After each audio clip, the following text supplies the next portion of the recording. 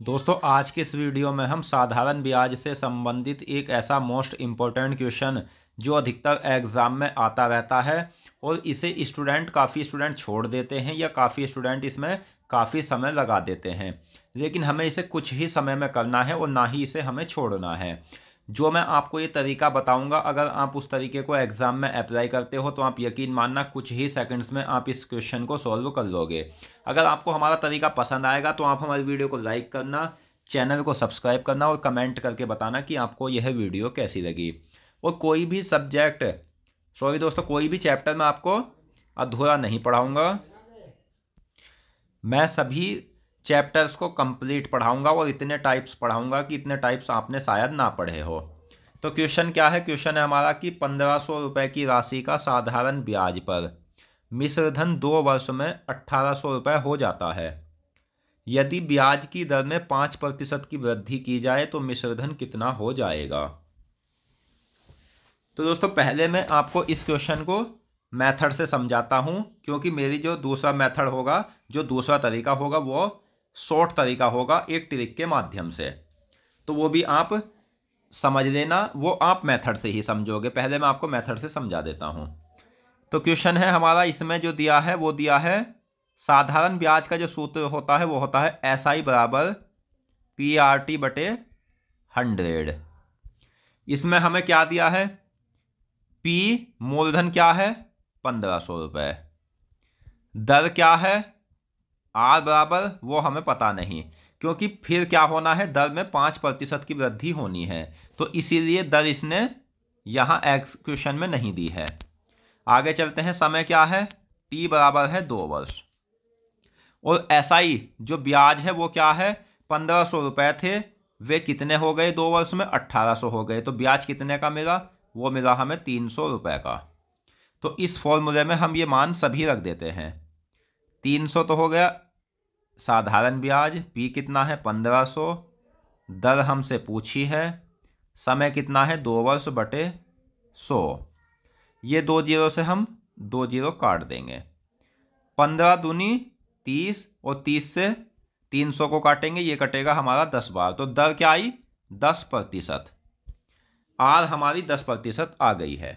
अब इसने क्या कहा है? यदि ब्याज की दर में 5% की वृद्धि की जाए, यानी 5% अगर हम इसमें और जोड़ दें तो हमारी दर कितनी हो जाएगी?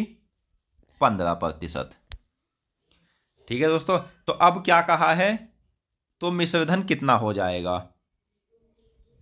1500 गुना 15% दर, 2 वर्ष में कितना ब्याज हमें मिलेगा? 2 जीरो से 2 जीरो काट देंगे। 15 दूनी 30, या 15 का वर्ग 225 गुना 2, तो 225 की आप 2 से गुना करोगे तो ये कितना आएगा? 2 पंजे 10 का 0, 2 दूनी 4 और 1 5 और 2 दूनी 4, यानी 450। तो मिश्रधन कितना हो जाएगा? 1500 तो हमारा मूलधन था, 450 हमारा ब्याज मिल गया, तो मिश्रधन हो गया दोस्तों 1950, ऑप्शन बी। तो इस तरह से आप मेथड के द्वारा इस क्वेश्चन को सॉल्व कर सकते हो। और जो मैंने आपको ट्रिक को कहा था वो भी मैं आपको बता देता हूं।